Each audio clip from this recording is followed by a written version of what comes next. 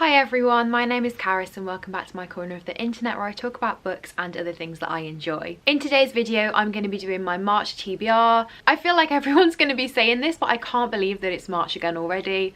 Where has time gone? What is time? What are months? Who knows? But to be honest, I'm not mad at the fact that it's March again because as I'm speaking, the weather is so nice, so much better than it's been for the past several months, and I'm just so ready for spring. Once again, I've set myself a bit of an over-ambitious TBR, but as with last month, like, if I don't read all of these, I don't read all of these. I definitely didn't read all of the books that I put on my February TBR, which you'll see in my wrap-up, but I actually found it really useful having set myself a bit of an over-ambitious TBR, and I think this is the way that TBRs are going to work for me. Not in a way of putting pressure on myself to say that I have to read all the books, but it does help me to like guide my reading. So if I've got a pile of like 10 books that I'm going to be picking from throughout the month, then I feel like it's so much easier for me to choose what to read next, rather than just having like however many unread books I have on my shelves, looking at them and being like, I don't have a clue, and then spending 2 whole days deciding what to read next. If there's a smaller stack of things, that decision is less difficult, and trust me, I am the worst decision maker ever, so it's a big help. So that being said, let me get on to the books that I'm planning on reading this month. This month is definitely the month of readathons. There are 3 going on that I'm planning on taking part in, those being the Irish Readathon, the International Women's Day 24-hour readathon, and Tis the Damn Readathon. So I'm going to start out by talking about the International Women's Day readathon. This is a 24-hour readathon that's being hosted by Shannon from 155 Books and co-hosted by Shah from Thoroughly Enjoyed Books, both of whom are just amazing friends of mine. I love them both so much. I'll leave a link to their channels and anyone else that I mention in this video in the description, so please go and check them out. But I believe that Shannon set this up last year and she's bringing it back for 2021. The clue to the readathon is in the name. It's all focused around International Women's Day. It's going to be taking place on Sunday the 7th of March, so the day before International Women's Day, just because that's the day that I think worked best for the majority of people who are wanting to take part. And there are 3 prompts, and these are a poem about overcoming adversity, an essay about challenges, and to start an underrated book by a woman of colour. And then there's also a bonus challenge, which is a photo challenge to share a photo of a book that empowers all women. So I definitely have things planned for 2 of the prompts, and one of them I might need a bit of help on, and funnily enough, both of these things that I'm picking up have come from my Books That Matter subscription box. So the first thing is something that I got in my January box, which is this essay. It's called Break the Glass and it's by Rachel Edwards, and I believe that this essay is all about opening up about mental health, which is a topic that I'm very passionate about. It's something that's very important to me, so I'm definitely going to be reading this over the course of 24 hours. It's very short. It's like, what, 18 pages, and the writing is quite big, so I could probably sit down in about 15 minutes and get through this. The other book that I want to read is for the prompt of reading an underrated book by a woman of colour, and for that I want to read The Emperors Bane by Bernardine Evaristo.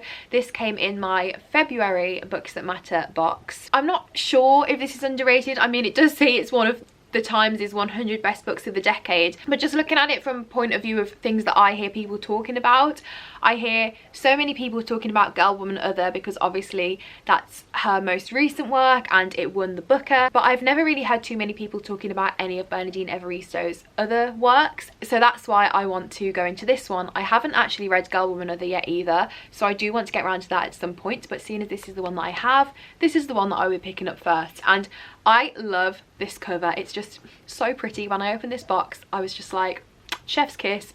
It's beautiful. The blurb describes it as a daring evocation of Black British history, and apparently it's sexy, punchy and fresh. It talks about going back to AD 211 in Londinium. Zuleika is a reluctant teenage bride with no idea about true love. She's too busy sneaking out with the slave girls and drag queens until one day she catches the eye of the most powerful man on earth, Emperor Septimus, and the trouble really starts. I think there's like elements of Greek myth goddesses tied into this, but my knowledge of that is poor, so I probably should do a bit of research while reading this as well. This is also told in verse, so I'm not sure if it meets the like certain criteria for the poem prompt of the challenge. I guess when I've read it I'll be able to tell, and then I might read another poem if it doesn't meet that prompt. So definitely let me know any poem recommendations that you might have in the comments. I would love to know. So those are the first two things I'm planning on reading this month for the International Women's Day readathon.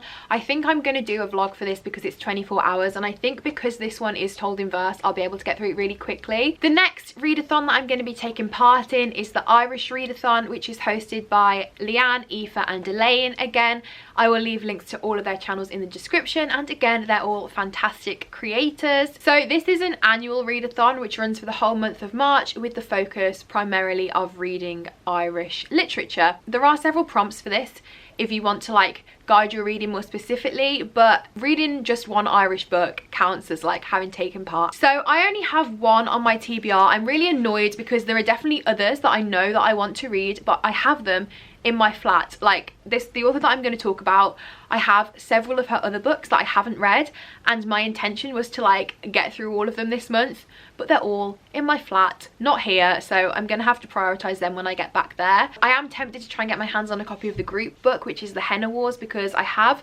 been wanting to read that since it came out last summer, so I might try and do that, and I'll have completed 2 prompts. But this is the one that I currently have, so I'm just going to talk about this one, and that is After the Silence by Louise O'Neill.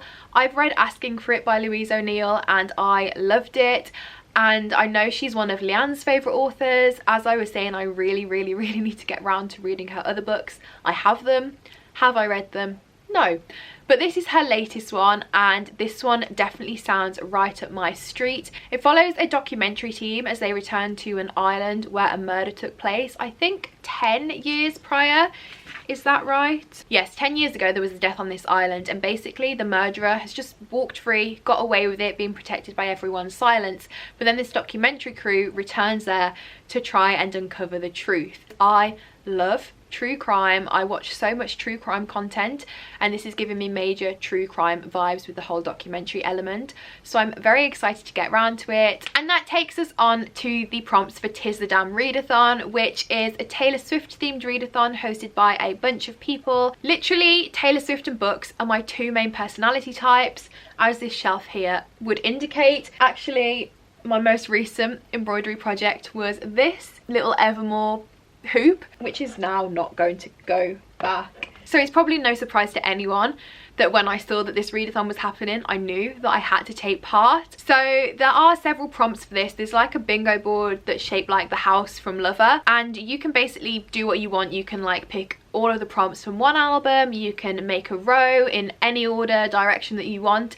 I'm gonna try and do 1 prompt for each of the albums, because why not? And what I really like about this is that there's 1 prompt for every album that's not reading related. It's like something different, so even if you don't have books for all of them, you can always do something else to achieve that prompt as well. That being said, let me just talk through the prompts and the challenges that I'm going to try and achieve. So for Taylor's debut album, I'm going to go with the self-titled prompt, which is to read a memoir, and for this I'm going to read Jog On, How Running Saved My Life by Bella Mackie. I really want to read this because am I a runner? I really don't like saying I'm a runner because it's still something that I don't really enjoy, but I do go for a run like 3 times a week, so take from that what you will.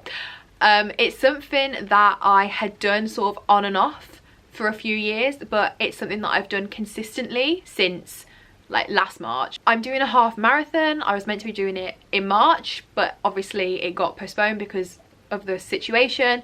It's now apparently happening in September. I'm kind of glad that it's moved, to be honest, because I'm not ready. The furthest I've run is 10 miles, but that was a few weeks ago, and I feel like ever since I knew that it was being moved, the training has sort of gone downhill. But as someone who is still very reluctant and doesn't really enjoy it still, and someone who was definitely that person who always was like, it's not for me, I'm just really interested to read sort of a similar story from someone else's perspective, someone who literally thought that they would never be a runner and then got into it. For Fearless, I'm going with the prompt Fearless, and that is to read a book that intimidates you. And I mean, either of these beasts, they were both on my February TBR. Have I read a single page of either of them? No. So they're going on the March TBR. I'm not going to talk about them too much because I've mentioned them so many times, but A Little Life, I feel like everyone knows this. It's going to be sad, it's massive, it's going to make me cry. I do want to do a reading vlog on it though. The second one is The Eighth Life, which follows a family through several generations in Georgia, the country,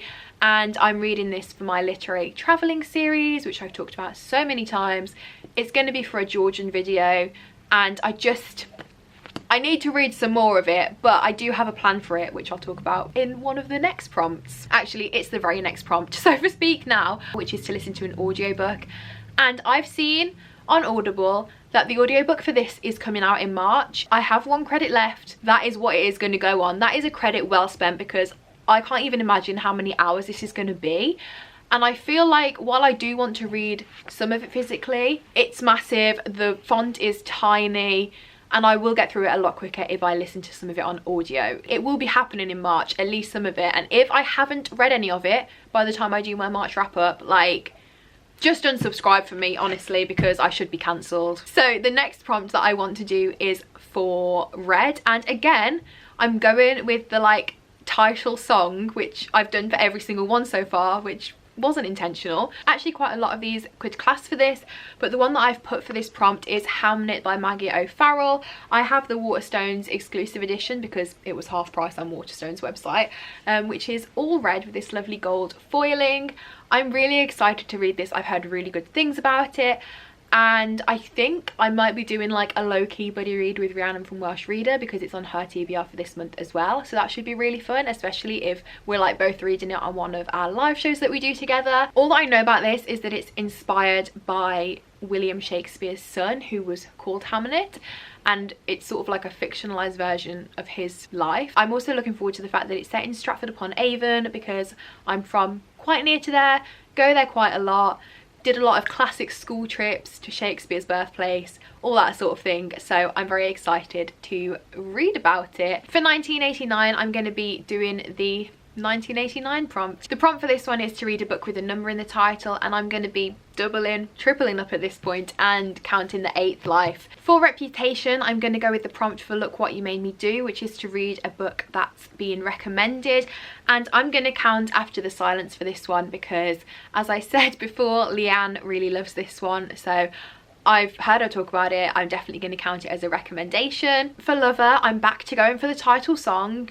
Thought we'd taken a bit of a break there with Look What You Made Me Do, but I'm back. Lover is read a 5-star prediction, and for this one I would really love to read Transcendent Kingdom by Yara Jessie. This I have got on pre-order from Waterstones. It's shipped now, so it should be arriving within the next few days, and I'm really excited for this one. I haven't read Homegoing. I really want to. Again, I have a copy of that someone lent me that's in my flat and not here, so I can't really prioritise that one at the moment, so I'll be reading Transcendent Kingdom first. And this follows a story of a Ghanaian family living in Alabama, and it focuses primarily on the daughter of the family, who is a medical student, I believe. And from what I understand, she sort of really turns to science to try and understand some of the other things that are going on in her family. So the blurb says that her brother has had an overdose, her mother is also suicidal. Yeah, I think she just really seeks an understanding of why these things are happening and like why her family feel like this, why her life is the way that it is. The little description on Goodreads says that it's a portrait of a family of Ghanaian immigrants ravaged by depression and addiction and grief, a novel about faith, science, religion and love. So I just think it's going to be really interesting. I think it's definitely going to be a really sad one, so I don't think I'll read it too soon after picking up A Little Life, but nevertheless I think it's going to be very important, so I definitely want to try and get around to it this month, especially because I pre-ordered it. I really want to try and read the books that I am accumulating within the first couple of months after buying them, because the amount of unread books on my shelves that are 5 to 10 years old proves that I'm really bad at doing that, so I need to get better. Another prompt on the Lover album is You Need to Calm Down, which is to do some self-care, which I will definitely be doing. I think I'm going to include this prompt as part of my International Women's Day reading vlog that I mentioned before, so I just wanted to say that here. For Folklore, none of the book related prompts really matched with anything that I wanted to prioritise reading, so I'm going to go with Cardigan, which is to wear a cozy outfit. This is going to be a very easy one because this is me 90% of the time. I literally live in tracksuit bottoms now. Fun fact, I didn't even own any before lockdown, and I remember last March putting an order into ASOS for 2 pairs and being like, oh, is this a waste of money? Like, will I get my money's worth from this? I think I've got my money's worth from it. For this one as well, I can also wear my new jumper that I crocheted myself. It took an entire month. The video that I watched, she said she did it in a day and a half. It took me a month. So I will definitely be wearing this in March. I don't care if it's getting warm outside. I put hours into this jumper and it is getting worn. And for Evermore, I'm going to go for the prompt No Body No Crime, which is to read a mystery or thriller. And again, I'm going to be tripling up by picking up After the Silence by Louise O'Neill. So those were all of the books that I'm planning on reading in March. As I said, this is more of like a sort of guideline for my TBR, a narrower set of books that I'm gonna try and pick from. But who knows, last month I did actually pick one up that I'd just bought in the month and went like completely out of the TBR. There are also a couple of other things that I purchased in February that I do want to get around to but just didn't fit in with any of the prompts, and I am going to keep them in the section of my TBR cart where I keep the books that I'm prioritising that month because I might fancy them instead of these ones. I'm not going to talk about them now though. I'll talk about them in my wrap up if I do get around to any of them instead. Other than that though, that is it for today's video. Let me know in the comments if you've read any of these books, what you thought of them, or just leave me an emoji to let me know that you've watched the video. Thank you all so much for watching. I hope you're all keeping safe and staying well, and I will see you again next time. Bye!